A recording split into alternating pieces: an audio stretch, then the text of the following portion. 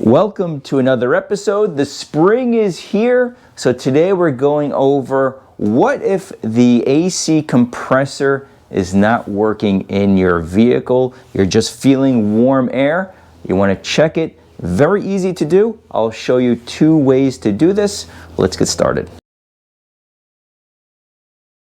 Now we're going to do this on two different types of vehicles. The first is if the AC compressor is really easy to get access to. You can always find the compressor by looking for these refrigerant lines. They tend to look exactly the same on most vehicles. The other type of compressor is the type that is really difficult to get access to unless you jack up the vehicle, remove a wheel, maybe the inner wheel housing. So let's first test this guy. Now on the AC compressor, you'll find a magnet. This has to engage for the compressor to work correctly. Now, if you test the compressor, the magnetic clutch, I should say, and everything works, but you have no cool air entering the system, we'll talk about that toward the end on other things, which tend to be typically, for the most part, pretty easy. So right here is if I did that too fast, is a harness connector. Just press down on the tab and pull back. Now inside that harness connector, there is a prong. Not sure if the camera will pick that up, but there's a metal prong that we're going to connect to. And I have these alligator wires that we're going to use. So just inserting that prong there. And then all that I'm doing, I'll show you two different ways to do this. Right here is the battery. The car is completely off, obviously. And all that I'm doing is touching this lead to the positive terminal of the battery, and the clutch should engage. See that? So that verifies that the magnetic clutch is still working. Not bad after 18 years and 180,000 miles. Actually, on correction, I was thinking of my Acura. This vehicle is 14 years old, but it does have just shy of 180,000 miles. Everything still works, just doing this video as a how-to. Now, let's say the battery's too far away, or you simply it's hard to get access to it. Maybe there's a lot of covers, so on and so forth. Maybe it's inside the vehicle. So this is just a spare battery that I have. Maybe you have an older battery pack for tools. In other words, you just need a battery source that provides 12 volts. So again, positive to positive, okay? And then with the negative lead, you want to touch the housing of the compressor. Now, as you can see, there's a lot of oxidation here. It may be a little hard to get a good ground, but let's see if we can make this happen. And there you go. Okay, so two different ways you could do this. Very, very easy. Now, if you're turning on the AC inside your vehicle, but just warm air is coming out of the vents and the magnetic clutch works, more than likely, you're probably just low on refrigerant. That actually happened on this vehicle last year. So what I'll do is include a link showing on how to quickly verify you are low on refrigerant. Very easy to do. It took me less than 10 minutes.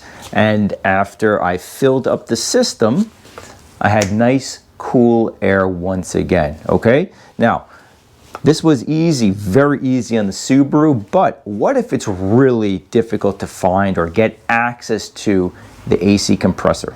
And now we have Mr. Acura. Look at the difference. It's a completely different engine compartment. It's cleaner, in my opinion. Everything is covered up. So it's just a different type of ball game. Now, obviously we can see right here, just by peeking, this is where the battery is. You can simply pull up on these covers, again, if this is all new to you. So there's Mr. Battery. So nothing lives there. Start back here. That's the fuse box. Let's check over here. And we can clearly see, hold on. Actually, there's also a clue. Right here are the refrigerant lines, okay? And this is where all of the accessories live.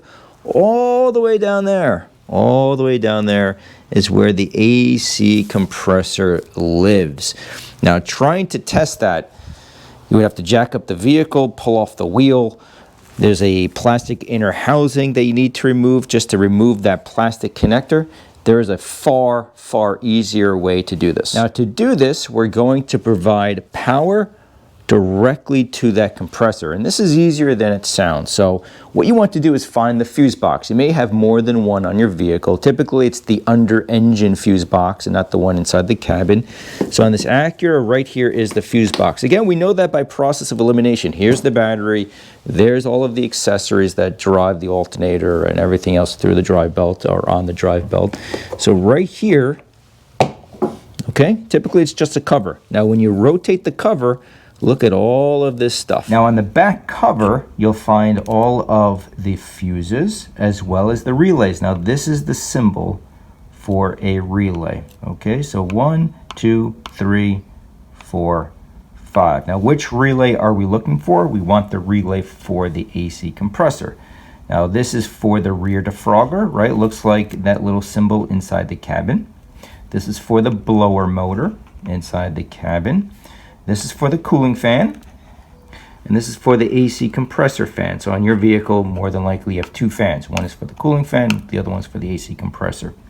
This looks like a snowflake. This is for the AC compressor. So based on that diagram, right here, relay, relay, relay, relay, relay. Okay, so this is the guy we want. Simply remove it. Okay, now we're going to control the magnetic clutch. Now there's a really cool accessory, I'll include a picture of it right now, that you can purchase. Let's assume you don't have it or you don't want to spend the money, but if you do plan on working and maintaining your own vehicles, it's well worth it because you simply remove the relay, you insert this accessory, and there's a toggle switch for on and off. You can test circuits and systems very, very, very quickly. I'll include a link for this accessory below, but let's assume you don't have this switch. How can we test the magnetic clutch?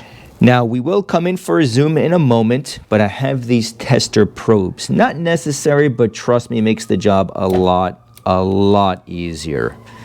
So what we're doing, we're going to provide battery power to where the relay lives. That's all that we're doing. And this is what it looks like up close. And as always, I will link everything below regarding if you need any tools. Here's our battery source. Now, let's provide power directly to the system.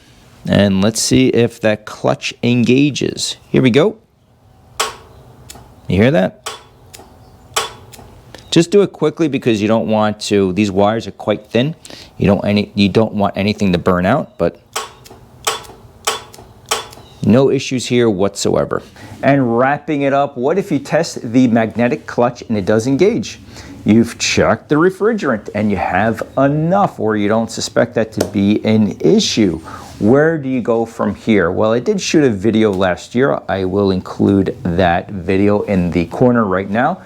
Backtracing everything. So in other words, in that video, I show the same steps on how to check the magnetic clutch, but then I go over on how to check the relay, on how to look at the fuses, find the right fuses, and slowly backtrace everything to pinpoint where the problem is. This is beneficial because even if you don't want to repair your vehicle, but you know where the problem is, you'll save on labor, right? Labor is very expensive at shops, so this economy is very pricey. If you can save $100, $200, why not?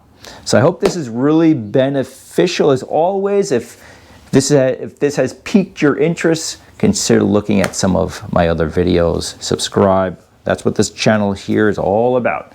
Helping you save money, maintain, repair your own vehicle at home, from easy stuff to really more complex things like pulling engines and things like that. Here to help you save some money. Thank you for watching. We'll see you next time.